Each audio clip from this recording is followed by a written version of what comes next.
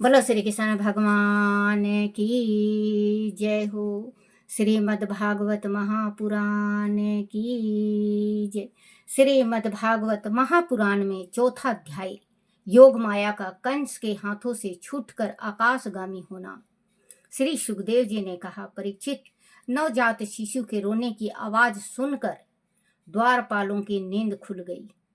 उन्होंने तत्काल कंस के पास देवकी की संतान का समाचार पहुंचाया। समाचार सुनते ही वह उठा और वस्त्र पहनकर बंदी गृह में पहुंचा। अपने काल के जन्म लेने से वह मन ही मन अत्यधिक व्याकुल भी हो रहा था।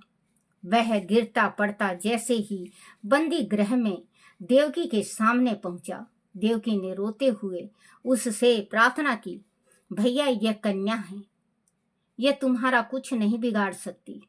एक स्त्री की हत्या के पाप से तुम्हें बचना चाहिए। तुमने मेरे सभी बालकों को निर्दयता पूर्वक मार डाला। अब यह कन्या ही मुझे दे दो, मुझ पर दया करो। परीक्षित, देवकी की याचना का कोई प्रभाव कंस पर नहीं पड़ा। वह बहुत क्रूर और दुष्ट था। उसने देवकी को झिड़क कर उसे कन्या को उसकी गोद से छीन लिया और उसे हवा में उठाकर बड़ी जोर से चट्टान पर पटका। किंतु चट्टान पर गिरने से पहले ही वह योग माया कंस के हाथों से छूटकर आकाश में चली गई और वहां से उन्होंने अपने रूप दिखाया। उनके 8 हाथों में धनुष, त्रिशूल, बाण, ढाल, तलवार, शंख, चक्र और गदा थी। वह दीप अलंकारों और वस्त्रों से सुशोभित थी। योग माया देवी ने कंस से कहा, रे मूर्ख कंस, मुझे मारकर तुझे क्या मिलेगा? तुझे मारने वाला तो जन्म ले चुका है। अब तू व्यर्थ में बालकों की हत्या का पाप अपने सिर पर मत ले। कंस से ऐसा कहकर योग माया अंतर्ध्यान हो गई।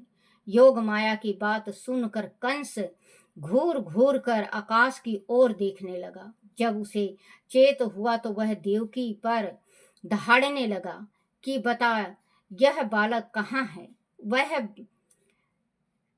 दहाड़ने लगा कि बता, वह बालक कहाँ है? परंतु देवकी ने अपने नभिज्ञता प्रकट की और रोने लगी। वह बोली, भैया, मेरे सभी बालकों को मारने के बाद भी आदि तुझे मुझ पर विश्वास नहीं है, तो अब तू मुझे भी मार डाल।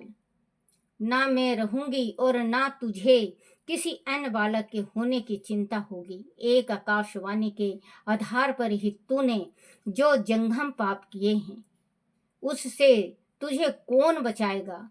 ऐसा कौन है जिसने यह जन्म लिया है और मृत्यु को प्राप्त ना हुआ हो? यहाँ कोई अमर होकर नहीं आता। मारने वाला भी एक दिन स्वयं भी मौत के मुंह में चला जाता है। देवकी की बात सुनकर कंस को बड़ी ग्लानि हुई। उसने देवकी और वासुदेव को बंदी गृह से मुक्त करा दिया और कहा, बहन, मैं बड़ा पापी हूँ। एक राक्षस भी अपने बालकों को इस प्रकार नहीं मारता जैसे मैंने तुम्हारे बालकों को मार डाला है। इस बात का मुझे बड़ा खेद है।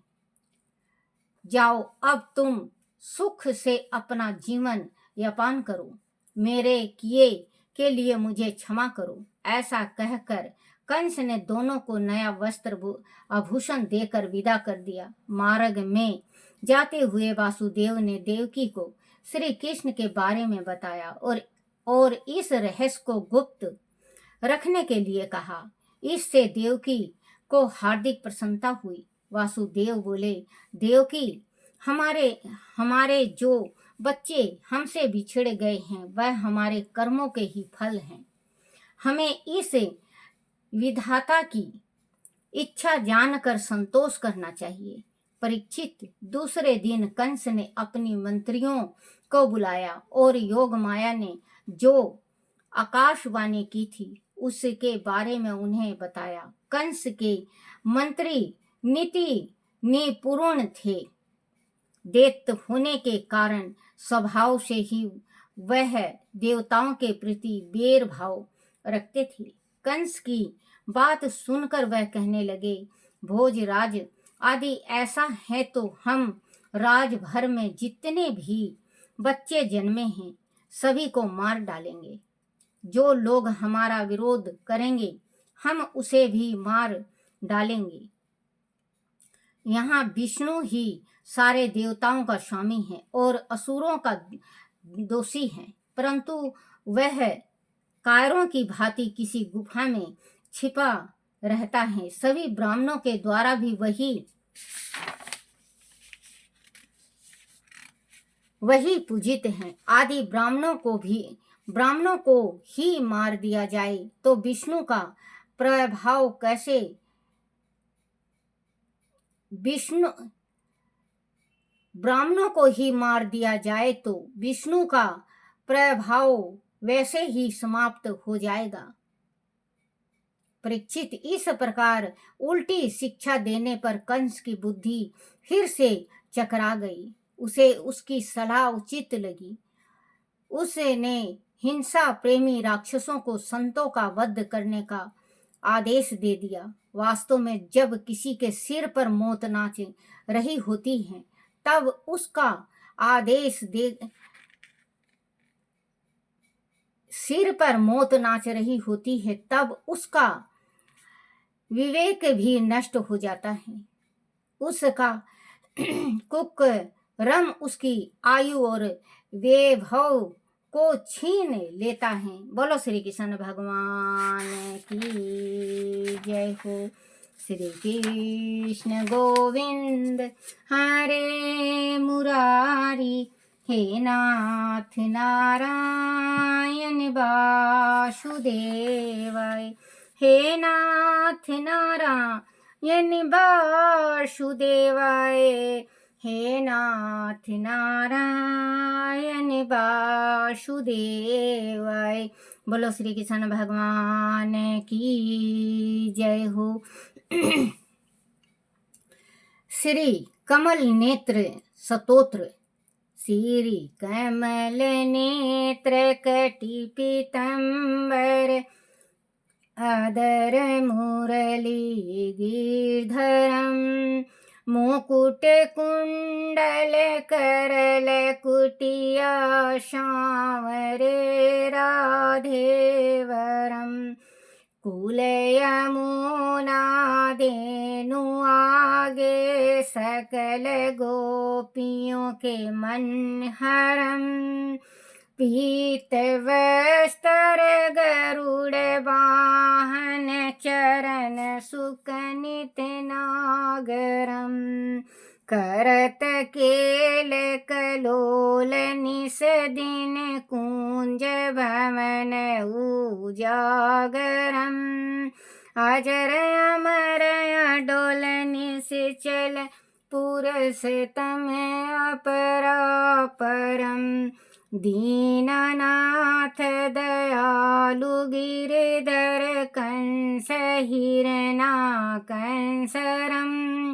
गलफूले माला विशाल लोचन, आदिक सुंदर केशवम, बंशीधर वासुदेव छैया, बलि छलो हरि वामनम, जल डूबत गजरा खेलीनो, लंका छेदो रावणम, सप्तदीप नौ खंड 14 भवन कीने, राम जी एक पदम, द्रौपदी जी की लाज राखी, कहाँ लो उपमा करम, दीननाथ दयालु पूरण, करुणा मैं करुणा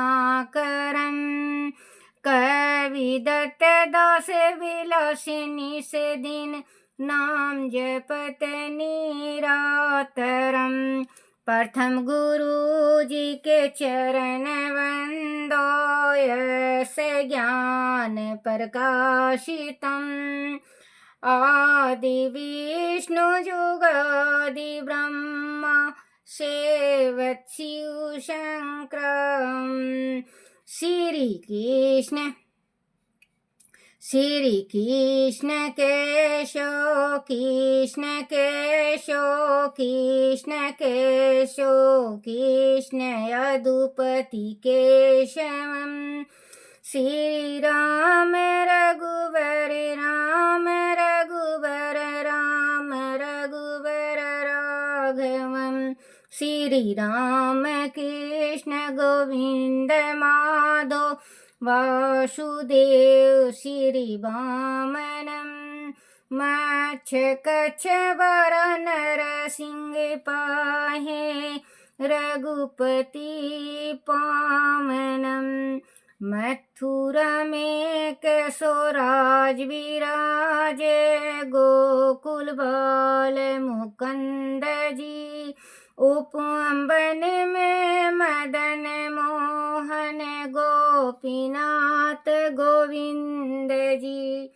धन्य मथुरा धन्य गोकुल जहाँ श्रीपति अवतारे।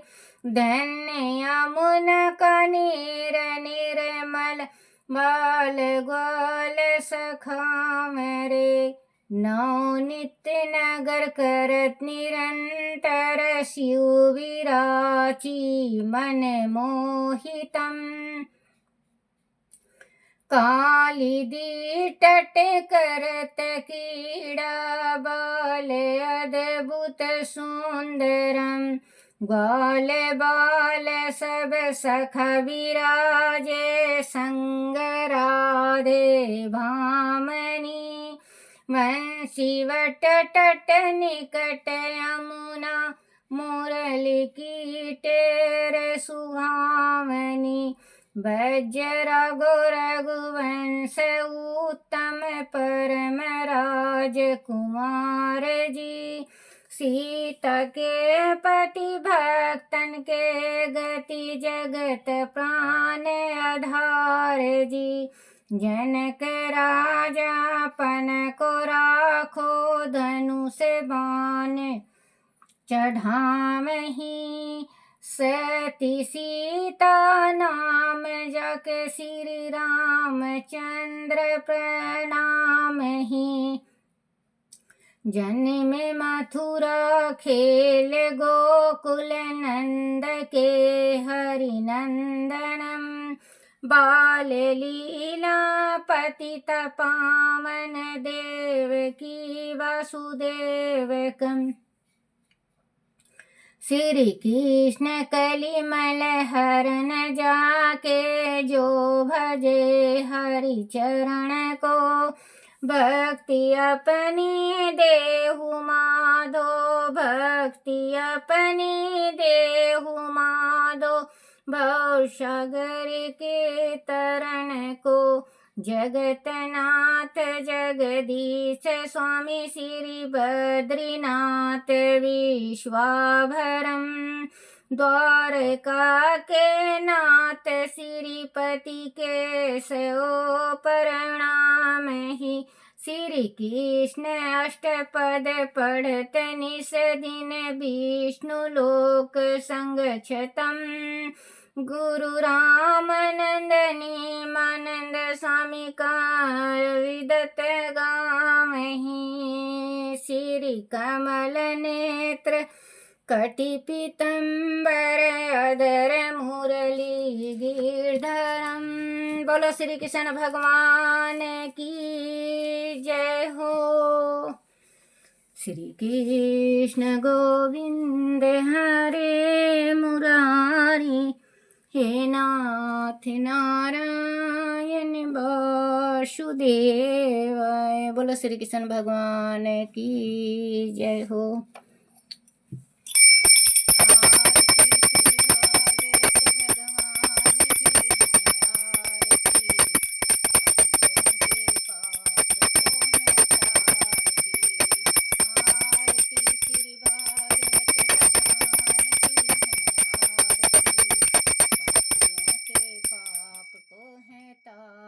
बोलो श्री कृष्ण भगवान की जय हो। अपने अपने माता पिता की जय हो। अपने अपने गुरुदेव महाराज की जय हो। हे मेरे कान्हा, हे मेरे बंसी वाले, हे मेरे गिरधारी, मेरे से कोई भूल होगी हो, कोई गलती रह जाए, कोई टूटी रह जाए, मुझे क्षमा करना, क्षमा करना, क्षमा करना। बोलो अपने अपने माता पिता की जय। अपने अपने गुरुदेव महाराज की जय हो। भागवत महापुराण की जय हो। बोलो छोटे से लड्डू गोपाल की जय हो।